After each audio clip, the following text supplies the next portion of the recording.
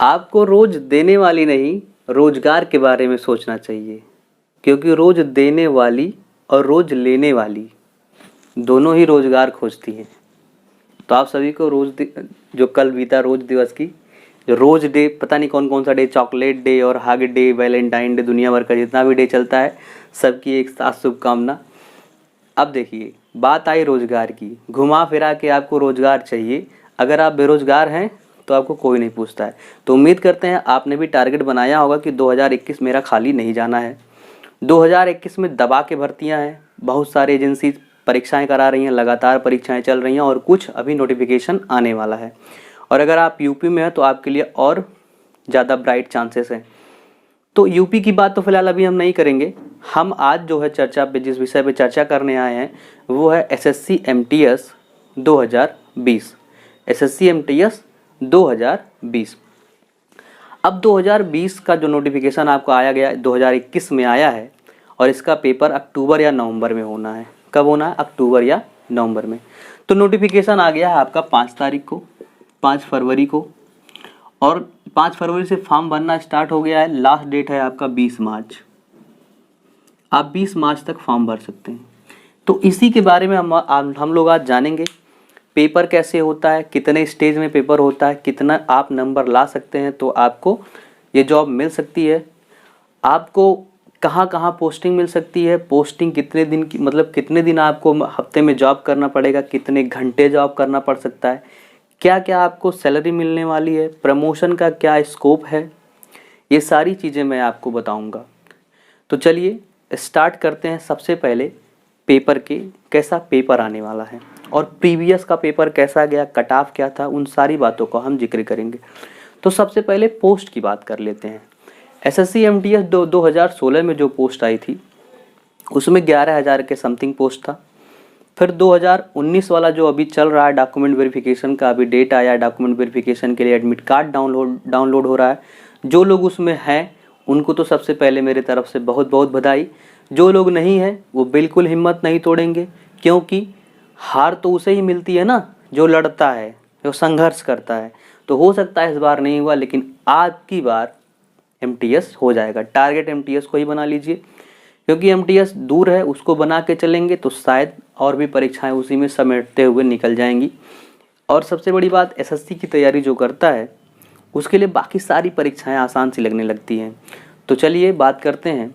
इस साल भी आपको 8 से 10,000 पोस्ट देखने को मिलने वाले हैं। अभी तो कोई नोटिफिकेशन नहीं आया, लिखा है कि पोस्ट सून जल्दी आ जाएगा, तो उसमें नोटिफिकेशन नहीं आया, लेकिन ऐसा लग रहा है कि बीते सालों को देखते हुए कि 8 से 10,000 पोस्ट फिर आपके रहने वाले हैं। इसमें 15 गुना लड़कों को बुलाया जाता है। तो देखिए, ये तो मैंने बता दिया कि कब स्टार्ट हो रहा है और कब इसका अंत है।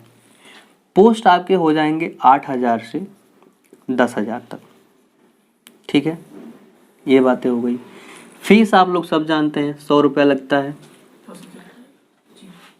ठीक, 100 रुपया लगता है जनरल का, ओबीसी का और ईडब्ल्यूएस का। बाकी एससी एसटी सब क्या है, इससे इनको छूट दे दिया गया है। ये है। पेपर की बात करते हैं। पेपर जो होता है इसका 2 चरण में होता है। एक होता है ऑब्जेक्टिव टाइप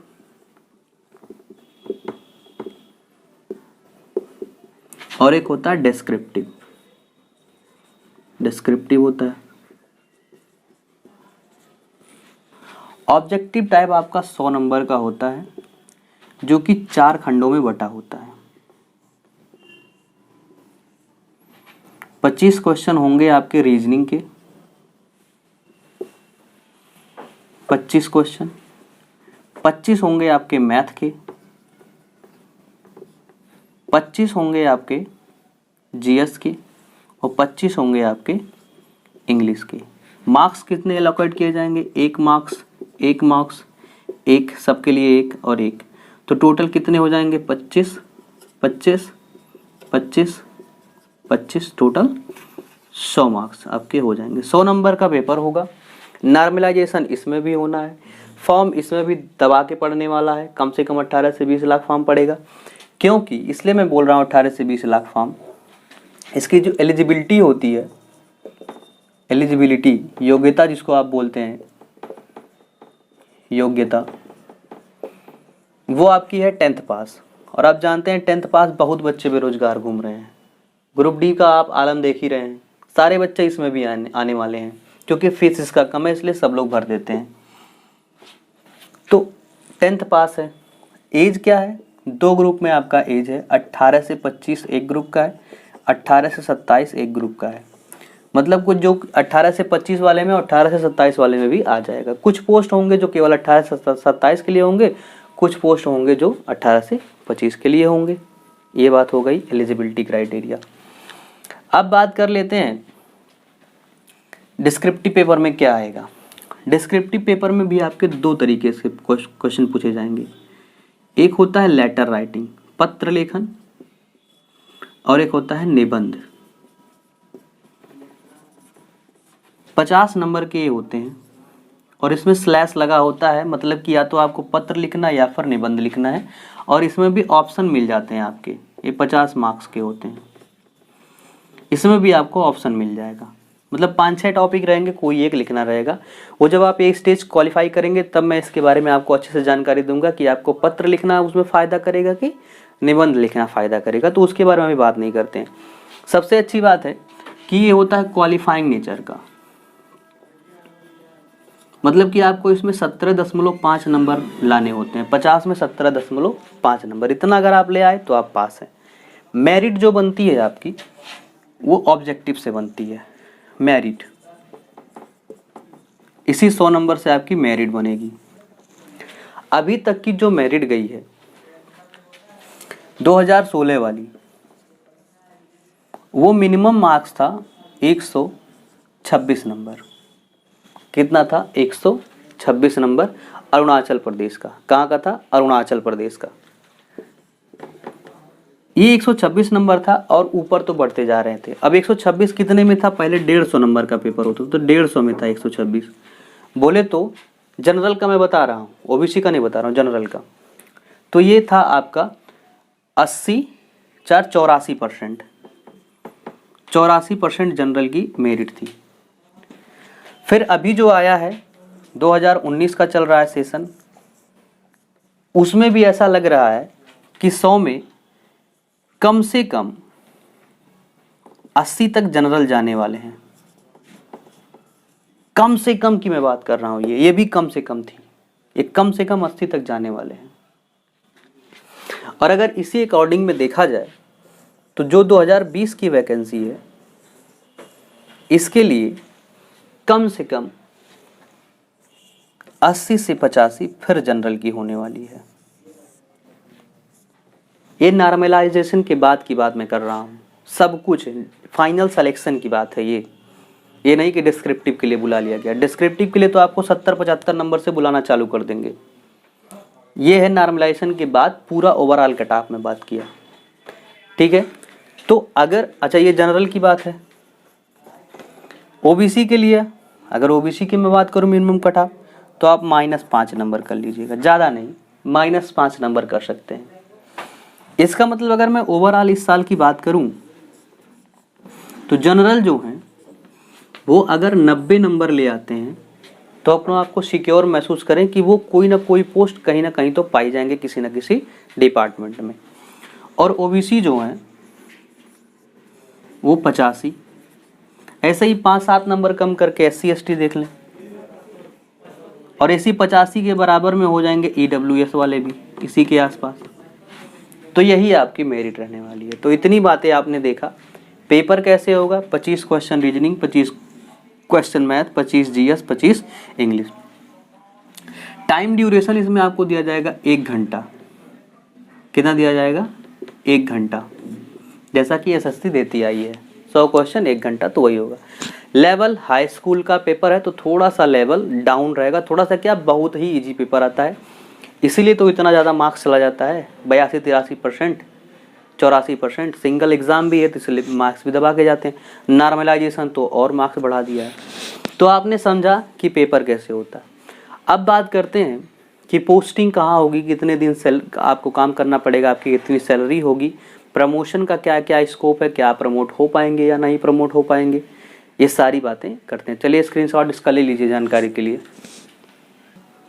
देखिए अभी एक चीज़ मैंने आपको नहीं बताया कि निगेटिव मार्किंग तो आप जानते ही हैं, इसलिए थोड़ा सा शायद भूल गया होगा। निगेटिव मार्किंग भी इसमें होती है 1/4, बोले तो 25% की। इसका मतलब अगर आप 4 क्वेश्चन गलत कर देते हैं, 1 क्वेश्चन सही कर देते हैं, तो ओवरऑल आपको 0 नंबर दे दिया जाएगा। ठीक है, ये बात हुई। तो ये हुई निगेटिव मार्किंग की प्रोसेस। अब बात करते हैं जो आप बड़े देर से इंतजार कर रहे थे, सैलरी क्या होगी। तो सैलरी 3 कैटेगरी में मिलती है, एक्स टाइप की सिटीज, वाई टाइप की सिटीज और जेड टाइप की सिटी। यहाँ आपको 29,000 टोटल सैलरी आपकी बनती है, यहाँ आपकी लगभग 26,000 बनती है, यहाँ आपकी लगभग 24,000 बनती है। और इसमें से जो TADA कट जाता है, कुछ कटता है आपका PF UF, वो सारा कटने के बाद में 1,500 कम कर लीजिए, सब में से 1,500-2,000 उतना आपको मिल जाएगा। ठीक है, बाकी आपको इन हैंड सैलरी मिल जाएगी। कहने का मतलब एटलीस्ट 22,000 तो पाई जाएंगे। ठीक, ये हुई सैलरी की बात।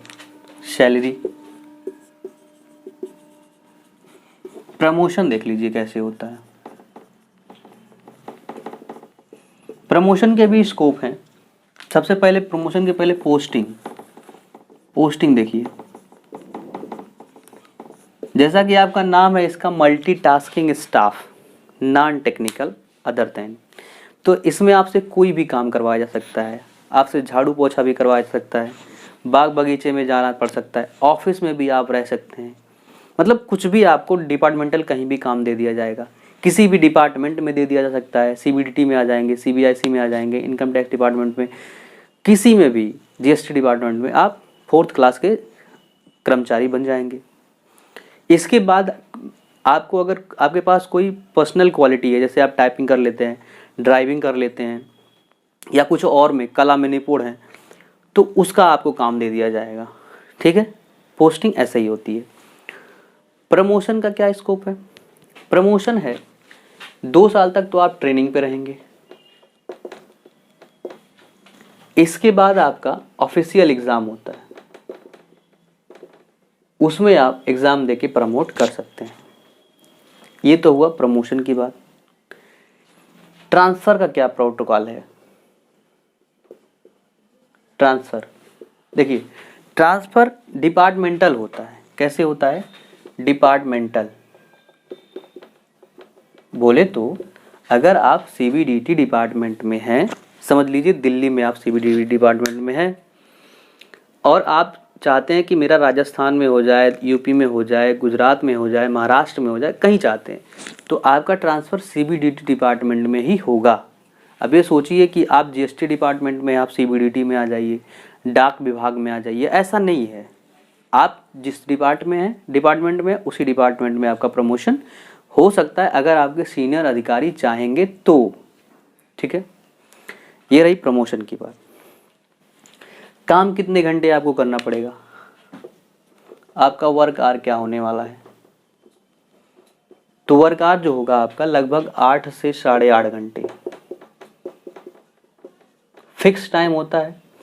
छुट्टी आपको 1 दिन, 2 दिन, कुछ भी मिल सकता है। कभी कहीं किसी कोई डिपार्टमेंट 1 दिन सैटरडे बंद रहता है, संडे खुला रहता है, कोई सैटरडे संडे बंद रहता है, कोई संडे बंद रहता है, और कोई ऐसा भी डिपार्टमेंट है, जैसे आप पुरातत्व विभाग में चले गए और इन सब जगहों पे, जैसे किसी म्यूजियम में आपकी हो गई, कोई पार्क वार्क में आपका हो गया, कहीं भी, तो आर्कियोलॉजिकल सर्वे वाले में चले जाएंगे, तो उसमें क्या होता है कि रूटीन चलता है। तो आपको मंगलवार छुट्टी मिल सकती है, बृहस्पतिवार छुट्टी मिल सकती है, शुक्रवार, मतलब हफ्ते में 1 दिन तो छुट्टी मिलेगी। और जॉब प्रोफाइल यही है 8 घंटे। आप 9 बजे 9:30 बजे जाएंगे, 6 बजे तक आपको छुट्टी दे दी जाएगी। ये होगा। सैलरी भी आपने देख ली, प्रमोशन भी आपने देख लिया, ये सब है। क्वार्टर की बात कर लेते हैं। क्या आपको क्वार्टर मिलेगा? तो जी, मिल भी सकता है, नहीं भी मिल सकता है। अगर अवेलेबल होगा तो आपको मिल जाएगा, नहीं अवेलेबल होगा तो कुछ दिन बाद मिलेगा, बट मिलता है। अब कुल मिला जुला के आपका ये क्वेरी होगा, क्या ये नौकरी अच्छी है? तो हम यही कहेंगे कि something is better than nothing. अगर आप बेरोज़गार हैं, उससे अच्छा आप रोज़गार पा लीजिए। सिक्योरिटी हो जाती है, खुले दिमाग से आप तैयारी कर सकते हैं, इकॉनमी वाली प्रॉब्लम ख़त्म हो जाएगी। नहीं कुछ होगा तो 2 साल के बाद प्रमोशन तो होना ही है ऑफिशियल एग्ज़ाम लेके, अगर आप काबिल होंगे तो आप कर लेंगे। तीसरी बात, नहीं भी आप हो पाते हैं तो यहाँ से भी प्रमोशन होता है बिना एग्ज़ाम के, टाइम टू टाइम होने वाला प्रमोशन। जैसे मान लिया आप 1800 ग्रेड पे से स्टार्ट किए हैं, 1900 पे चले जाएंगे, 2000 पे चले जाएंगे, ऐसे ही बढ़ते बढ़ते आप पहुंच जाएंगे 5400 ग्रेड पे तक। 5400 ग्रेड पे तक आप पहुंच जाएंगे। तो प्रमोशन इसमें भी होती है। अगर आप चाहते हैं इसी में सेट रहें तो हो सकते हैं। थोड़ी सी स्टेटस इसमें उतना ज़्यादा नहीं है भाई, आप 4th क्लास के हैं, चपरासी हैं, तो उतना तो इज्जत नहीं है, लेकिन फिर भी कुछ तो है भाई। आप कहाँ घूमेंगे, किसी में एक जगह हो जाएंगे तो अगली जगह भी अपॉर्चुनिटी आपके लिए मिलेगी। प्रेशर आपके घर से दबा दबा के होगा कि क्या हुआ क्या हुआ, आप हर बार कहते होंगे 1 नंबर, आधा नंबर, ये हुआ तो ये तो प्री हो गया तो मेंस नहीं हुआ, तो मेंस हो गया तो टाइपिंग नहीं हुआ, तो डिस्क्रिप्टिव में लटक गए तो कहाँ हो क्या हो गया तो क्या हो गया। तो बहुत सारी चीज़ें चलती हैं, लेकिन कोई एक्सक्यूज़ नहीं। बहाना खुद के लिए है, दूसरों के लिए नहीं है। आप बहाना बनाते हैं सिर्फ और सिर्फ काम चोरी करने के लिए, लापरवाही करने के लिए। तैयारी करिए, सिलेक्शन आपका होगा। इस बार MTS में होगा, SSC CGL में होगा, SSC CHSL में होगा। आप जो सबसे जगह आपकी वीक पॉइंट जो होती है वो होती है मैथ और इंग्लिश। मैथ में आपको पढ़ा रहा हूँ, डेली बेसिस पे क्लास ले रहा हूँ। आज आपको एडवांस आज से भी आपका चलने लगेगा। अर्थमेटिक में मैंने 4 चैप्टर ख़त्म कर लिया है, तो आप चलिए उसकी वीडियो देखते रहिए, नोट्स बनाते रहिए। आप 25 में 25 मैथ में करके आएंगे, ये मेरी गारंटी है। तो उम्मीद करते हैं आपको ये सारी चीज़ें समझ में आ गई होंगी। बाकी आपको 1 घंटे का लंच भी मिल जाएगा इसी 8.5 घंटे में। लंच भाई करेंगे ना, 9 बजे से बैठ के 6 बजे तक करते रहेंगे, अरे मर जाएंगे। तो वो तो छुट्टी आपकी कॉमन है, बाकी और आपकी कुछ भी नहीं है। इतना ही चीज़ें थी बस। तो चलिए, समझ में अगर आ गया हो तो आप फटाफट फॉर्म फिलअप कर दीजिए, क्योंकि लास्ट में SSC की साइट भी काफ़ी बिजी होती है, नहीं खुलती है। तो कर दीजिए फॉर्म, जल्दी से अप्लाई कर दीजिए और तैयारी में लग जाइए। और मेरा वीडियो देखते रहिए, नोट्स बनाते रहिए। तो चलिए, बाय बाय, टेक केयर, जय हिंद, आपका दिन शुभ हो।